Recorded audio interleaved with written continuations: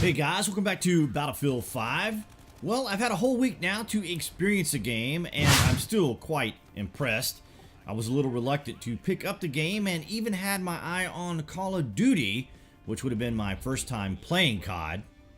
I'm an old school gamer going back to the days of the original Doom in 2D, and then onto Half-Life, Unreal, and Quake. They of course were all cutting edge games at the time, but today the technology for gaming is incredibly innovative and stunning. Whether we're in the desert, snow, flowered covered fields, or cities, DICE did an amazing job on the various maps and just the graphics overall. I don't have a rig that can take advantage of ray tracing, however those who do should find that it adds that much more immersion to the game. You may recall from Battlefield 4 how levolution was kind of a big thing as we watched the environment crumble and tumble. Well, in Battlefield 5, no particular details seem to be left out. Watching explosions, vehicles disperse in a seemingly realistic fashion to just the general environmental particle effects, the game feels incredibly immersive. Battlefield 5 wasn't without its controversies, as now resigned developer Patrick Soderlund, when he both related a story he had with his daughter concerning female players and his uncharacteristic comment that if people didn't like what the developers were doing, well, they didn't have to buy the game.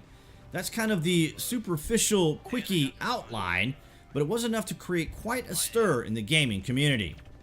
It's hard to say what the overall impact will be, but DICE and EA did see very poor pre-order sales and were nearly on the verge of writing off the game as a flop. One could argue that we're living in a time where even politics makes it into our games, but it can equally be argued that virtue signaling has its limits. We do know from scattered tweets and forum posts that DICE has a major patch coming up on December the 4th. This was somewhat teased out by Nicholas Astrand on Twitter when he mentions in the 4th December patch for Battlefield 5, the physical bombs in front lines will go away, and the game mode will come back to the one used in Battlefield 1 design. We wanted to be consistent between game modes, but we rather listen to all you players asking for the classic design, he tweeted. Listening to players has always been a point of contention when it comes to the player community and developers. Players have a particular level of expectations, and developers, of course, have their vision for what they want to introduce.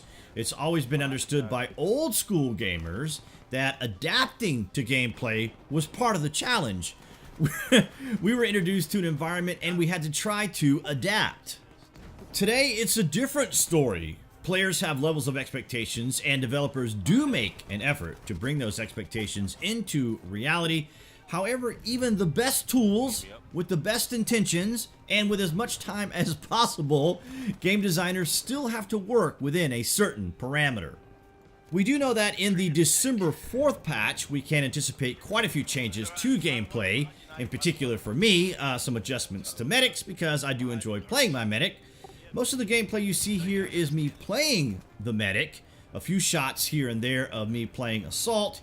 It could be argued that Assault is nearly the most popular class, aside from maybe Support, and then of course Recon. We don't have any official releases on the December 4th patch as of yet, but once it is available, we're certainly going to go over it. I also saw a Battlefield 5 video from Westy, who was covering some data mining information about what we can expect in future releases. I've always thought it was a bit taboo to data mine game files, but it appears that DICE may not want to create any additional rifts in the already fragile relationship it has with the community. Battlefield 5 has placed an emphasis on group play, as getting players to cooperate can often be a bit of a challenge, especially in today's gaming where players enjoy the luxuries of playing at their own pace, leveling their characters or classes in Battlefield 5. But nonetheless, I think the DICE team has created a very good balance of rewards and bonuses that provide players with an incentive to work together.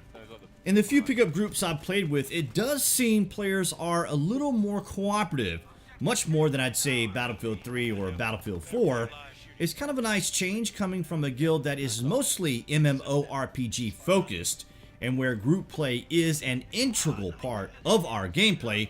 Fortunately, we do have a decent amount of FPS players in the guild so that we can group together on Discord and work closely as a team. And that's going to wrap it up for this week's Battlefield 5 gameplay. I'm very much looking forward to the December 4th update, and perhaps this will generate a little more enthusiasm among the community. But for now, we seem to have a decent amount of servers and players actively playing the game, so that's all very encouraging. So guys, go ahead and click on that channel icon you see appearing there on the screen to subscribe, along with clicking that bell so you guys will know when the latest information is out and available from Battlefield 5.